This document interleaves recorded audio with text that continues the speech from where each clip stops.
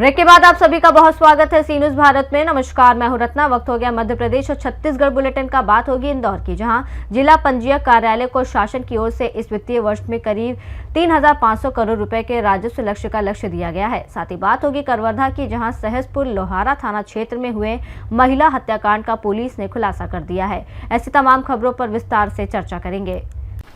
इंदौर जिला पंजीयक कार्यालय को शासन की ओर से इस वित्तीय वर्ष में करीब 3500 करोड़ रुपए के राजस्व लक्ष्य का लक्ष्य दिया गया है। विभाग का कहना है कि पिछले वित्तीय वर्ष की तुलना में इस बार करीब 15% की ग्रोथ दर्ज की गई है और इसी रफ्तार के साथ लक्ष्य हासिल करने की उम्मीद है। जिला पंजीयक अधिकारी डॉक्टर अमरेश नायडू ने बताया कि 1 अप्रैल से शुरू हुए नए वित्तीय वर्ष में दस्तावेज पंजीयन का काम बेहतर तरीके से चल रहा है। उन्होंने कहा कि संपदा व्यवस्था को शुरू हुए करीब 1 वर्ष पूरा हो चुका है। शुरुआत में कुछ तकनीकी परेशानियां आई थी, लेकिन अब व्यवस्था सुचारू रूप से संचालित हो रही है। विभाग की ओर से 6 महीने पहले एक नई सुविधा भी शुरू की गई थी, जिसके तहत जो लोग कार्यालय पहुंचने में असमर्थ हैं, वे घर बैठे साइबर सब रजिस्ट्रार स्लॉट बुक कर दस्तावेजों का पंजीयन करा सकते हैं। डॉक्टर नायडू ने बताया कि पूरे मध्य प्रदेश के राजस्व में इंदौर जिले की हिस्सेदारी करीब 22% है। उन्होंने कहा कि इंदौर शहर के लगातार विस्तार को देखते हुए इस वर्ष भी लक्ष्य से अधिक राजस्व प्राप्त होने की उम्मीद है।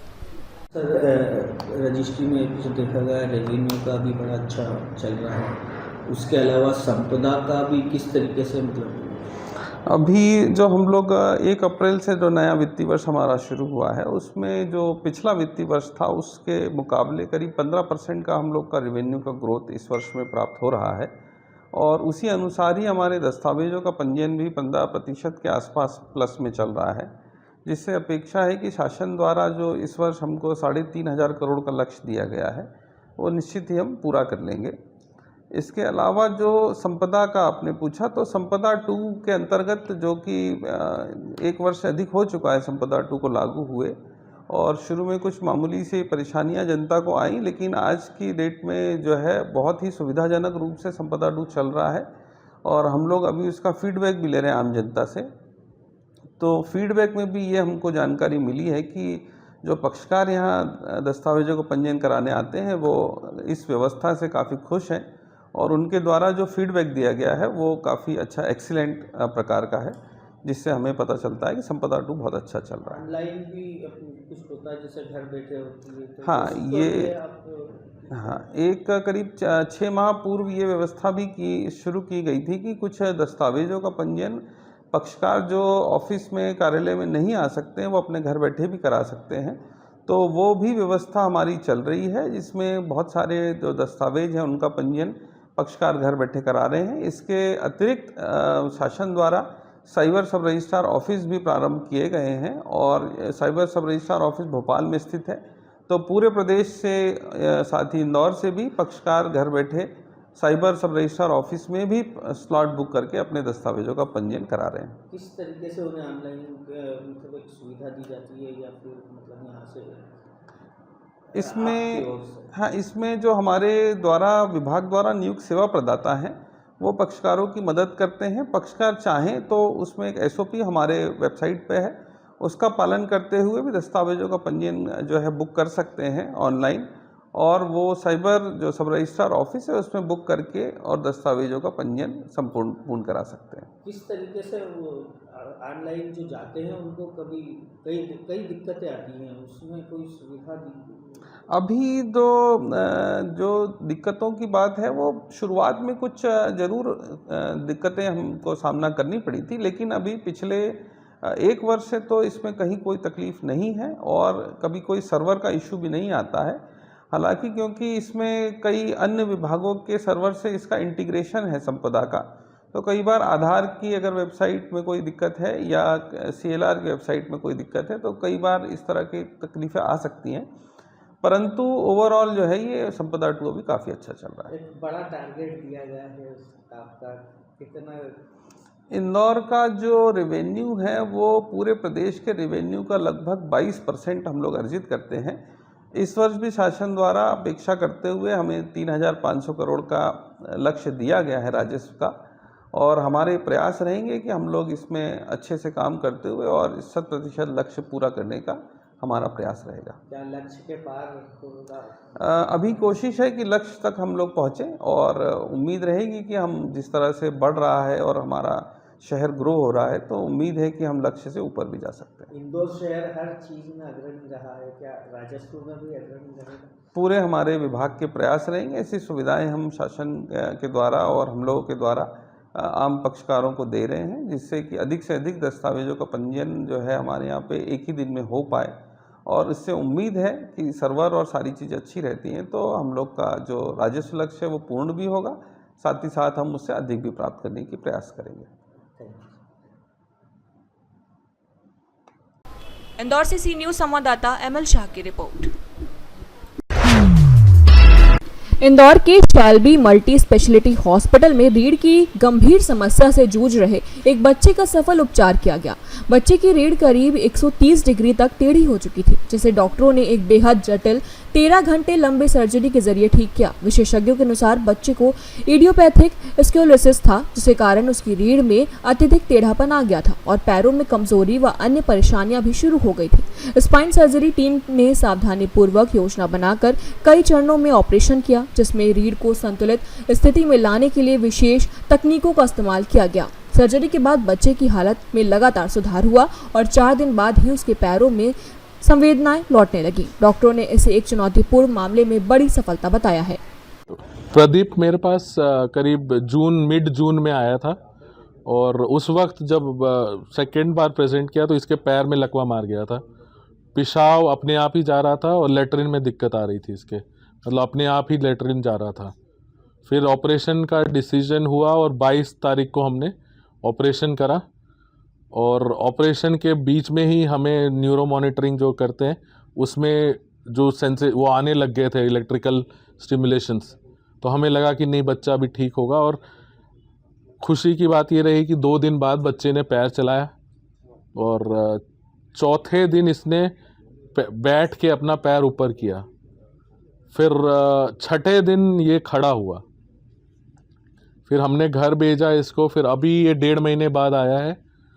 अभी चल लेता है बट अभी भी थोड़ा सा क्लमजीनेस जिसको कहते हैं कि हल्का सा वो बचा हुआ है, बट उम्मीद यही है कि ये पूरी तरह से अपना सब कुछ कर पाएगा और एक नॉर्मल ज़िंदगी जी पाएगा। सर ये केस अपना आप में अलग क्यों है? बच्चों को फिजिकली पहले क्या दिक्कत आ रही थी? सर देखिए, पहले तो इसको बस टेढ़ापन था और इसको स्कोलियोसिस में सबसे बड़ी दिक्कत होती है कि बच्चे को लगता है कि वो टेढ़ा है। सबसे मोस्ट इम्पॉर्टेंट चीज़ होती है, उसका जो सेल्फ एस्टीम है वो कम हो जाता है। तो बच्चे को लगता है कि नहीं मैं अलग हूँ और मेरे में है, और पीयर्स में प्रॉब्लम कि वो चिढ़ाते हैं कि तू टेढ़ा है, ये है वो है, वो सबसे बड़ी प्रॉब्लम होती है। तो जब पहली बार आया तो मेरे पास सिर्फ टेढ़ापन था, पर दूसरी बार जब आया तो पैर में लकवा मारा हुआ था। ये दुर्लभ सर्जरी कहा गया है। दुर्लभ इसलिए है कि बहुत ही ज़्यादा इसमें डिफॉर्मिटी थी, बहुत ही ज़्यादा टेढ़ापन था। बहुत ज़्यादा टेढ़ापन होने की वजह से होता क्या है कि फिर वो ठीक करना बहुत मुश्किल रहता है। अब अगर ये नॉर्मल होता है, जैसे मैंने 2 और मरीज़ को दिखाए, उसमें सिर्फ पीछे से मैंने स्क्रू डाला और वो सीधा हो गई बॉल पूरा। अब इसमें आगे से करने के बाद, पीछे से करने के बाद भी सीधा नहीं हो रहा था, तो फिर छाती की हड्डी को काट के सीधा किया फिर। तो ये जटिलता जो होती है ना, वो दिक्कत आती है फिर। सर इतना कॉम्प्लिकेटेड केस था तो इसमें कितना समय लगा? मतलब सर हमने बच्चे को लिया था 10 बजे के करीब, एनेस्थेटिस्ट ने मुझे 11 बजे दिया और रात के 8-9 बजे तक चला है सर, करीब 12-13 घंटे के करीब। बच्चे को जितनी मेजर प्रॉब्लम है, क्या हेरिडिटी या कुछ और कारण है इसके? ज़्यादातर केसेस में हेरिडिटरी नहीं रहता है, इसको हम लोग इडियोपैथिक कहते हैं। इसका कोई कारण नहीं रहता है, बस वो मसल और लिगामेंट के इम्बैलेंस की वजह से वो टेढ़ापन आता है। और जो एकदम बिल्कुल छोटे बच्चों में होता है, जिसको हम लोग कंजेनाइटल कहते हैं, उसमें हड्डी में ही प्रॉब्लम हो जाती है। अभी 15 साल का है बच्चा। फॉलोअप में वो देखने पड़ेंगे स्क्रू वगैरह कैसा है, पैर कैसा चल रहा है, थोड़ी बहुत दवाइयाँ चलेंगी हड्डी मजबूत करने के लिए और नसों को मजबूती देने के लिए, और एक्सरसाइज करना पड़ेगा इसको। मैं डॉक्टर प्रणव कुमार, शैल्बी हॉस्पिटल में स्पाइन सर्जन हूँ। इंदौर से सी न्यूज संवाददाता एमएल शाह की रिपोर्ट। कबीरधाम जिले के सहसपुर लोहारा थाना क्षेत्र में हुए महिला हत्याकांड का पुलिस ने खुलासा कर दिया है। पत्नी की हत्या के आरोप में पुलिस ने पति द्रोणाचार्य वर्मा को गिरफ्तार किया है। पुलिस के अनुसार आरोपी ने पहले थाने पहुंचकर पत्नी की गुमशुदगी की रिपोर्ट दर्ज कराई और जांच को भटकाने की कोशिश की, लेकिन पूछताछ में उसके बयानों में विरोधाभास मिलने पर सच्चाई सामने आ गई। आरोपी ने कथित तौर पर पत्नी के चरित्र पर संदेह के चलते विवाद के बाद हत्या करने की बात कबूल की। पुलिस ने उसकी निशानदेही पर घटना में इस्तेमाल ईंट, सीएफएल बल्ब के टूटे टुकड़े और खून से सने कपड़े बरामद किए हैं। पुलिस ने आरोपी को न्यायालय में पेश किया, जहां से उसे न्यायिक रिमांड पर भेज दिया गया है। मामले का खुलासा थाना लोहारा पुलिस और साइबर सेल की संयुक्त टीम ने किया। 16 जुलाई को थाना लोहारा क्षेत्र में सिंगारपुर के रहने वाला द्रोणाचार्य के द्वारा अपनी पत्नी की हत्या की आशंका से उसका सूचना थाने में दर्ज कराई गई थी, जिस पर से मर्ग पंजीबद्ध करके अग्रिम वैधानिक कार्रवाई की जा रही थी। और प्रथम दृष्टया यह हत्या का मामला समझ में आने पर बीएनएस की धारा 103 के तहत मामला पंजीबद्ध किया गया और लगातार विवेचना के दौरान में उसके पति पर शक संदेह का था, लेकिन चूंकि स्पष्ट नहीं होने पर लगातार मनोवैज्ञानिक ढंग से पूछताछ की जा रही थी और गांव वालों और अन्य साक्ष्यों के आधार पर जब वो मनोवैज्ञानिक के आधार पर पूछताछ की गई तो वो टूट गया और उसने हत्या करना स्वीकार किया है और उसके पति को गिरफ्तार करके न्यायिक रिमांड पर भेजा जा रहा है। कवर्धा से सी न्यूज संवाददाता दीपेश जांगड़े की रिपोर्ट। सावन महीने के शुरू होते ही भोलेनाथ के भक्त कांवड़ यात्रा पर निकलने लगे हैं। सारंगपुर के समीप ग्राम कालूखेड़ा स्थित गुप्तेश्वर महादेव मंदिर से 30 कांवड़ियों का जत्था शनिवार सुबह पूजा अर्चना के बाद उज्जैन स्थित बाबा महाकाल के दरबार के लिए रवाना हुआ। भक्तों ने मंदिर से जल भरकर कंधों पर कांवड़ उठाई और ढोल डीजे के साथ यात्रा शुरू की। ग्रामीणों ने जगह जगह पुष्प वर्षा कर और जलपान कराकर कांवड़ियों का स्वागत किया। करीब 120 किलोमीटर की यह यात्रा 4 दिनों में पूरी होगी, जिसके बाद भक्त बाबा महाकाल का जल अभिषेक कर गांव और देश की सुख समृद्धि की कामना करेंगे। सारंगपुर से सी न्यूज संवाददाता नागेश्वर पाटीदार की रिपोर्ट। टीकमगढ़ में हिंदी सिनेमा के महान गायक मोहम्मद रफ़ी की 46वीं पुण्यतिथि पर याद-ए-रफ़ी संगीत संध्या का आयोजन किया गया। निजी होटल में आयोजित इस कार्यक्रम में कलाकारों ने रफ़ी साहब के सदाबहार गीतों की प्रस्तुति देकर उन्हें भावपूर्ण श्रद्धांजलि अर्पित की। WE क्लब उन्नति द्वारा आयोजित कार्यक्रम में बड़ी संख्या में संगीत प्रेमी शामिल हुए और रफ़ी के गीतों ने पूरे माहौल को संगीतमय बना दिया। आयोजन ने एक बार फिर साबित किया कि मोहम्मद रफ़ी की आवाज़ आज भी लोगों के दिलों में अमर है। जी राकेश जी बताएं, आज जो कार्यक्रम हुआ है, आप भी इसमें आप आए सिंगर के रूप में आए, आपने गीत गाए, क्या कहना चाहेंगे? आज का ये जो कार्यक्रम हुआ है बहुत अच्छा कार्यक्रम हुआ है और ऐसे कार्यक्रम टीकमगढ़ में होते रहना चाहिए और रफ़ी साहब की याद में ये कार्यक्रम हुआ है, इस कार्यक्रम में सबको मौका मिला गाने का, हमें भी मौका मिला गाने का। तो हम ये चाहते हैं कि आने वाले समय में ऐसे कार्यक्रम होते रहें जिससे हम लोगों की ऊर्जा बनती रहे और कार्यक्रम से ये होता है कि आने वाले समय में लोगों को पता चलता है जब कि कौन कौन गाता है, कौन कौन नहीं गाता है, तो उससे एक बहुत अच्छी बात सामने आती है कि आने वाले प्रोग्राम और भी होते रहें और रफ़ी की याद में कुछ प्रोग्राम अच्छे चलते रहें, यही कामना करते हैं। राकेश जी बताएं कि आज की जो युवा पीढ़ी है वो नए संगीत की तरफ बढ़ रही है और ऐसे में जो हमारे पुराने गायक हैं जो आज इस दुनिया में नहीं है, तो उन बच्चों के लिए क्या कहना चाहेंगे? उन बच्चों के लिए हम यही कहना चाहते हैं कि जो आने वाली पीढ़ी है उनको संगीत में रुचि लेना चाहिए, क्योंकि संगीत जो है, संगीत से बड़ा कोई चीज़ नहीं है। जब संगीत में आदमी विलीन हो जाता है तब उसको पता चलता है कि संगीत क्या चीज़ है। इसलिए हर शख्स को संगीत सुनना चाहिए, देखना चाहिए और महसूस करना चाहिए। और बताएं मनोज साहब हमारे भाई। नमस्कार। नमस्कार। हमारी वीर उन्नति क्लब की तरफ से जो आज प्रोग्राम का आयोजन किया गया है, मोहम्मद रफ़ी साहब की याद में आज उनकी 46 पुण्यतिथि के अवसर पर यहाँ हम लोगों ने अपने मोहम्मद रफ़ी के चाहने वालों को बुलाया और उनके गीतों से उनकी यादों को, उनकी गानों को श्रद्धांजलि अर्पित की है। और हम सभी लोग आप सबका बहुत ज़्यादा आभार व्यक्त करते हैं और आने वाले समय में हम उनके गीतों को और आगे बढ़ाने के लिए, उनके चाहने वालों को और इस प्रोग्राम को और अधिक सफल बनाने के लिए हम लोग एक बहुत अच्छा और प्रोग्राम ऑर्गेनाइज करेंगे ताकि रफ़ी साहब की यादों को हमेशा दिल में रखा जा सके। टीकमगढ़ से सी न्यूज़ संवाददाता मनोज खरे की रिपोर्ट।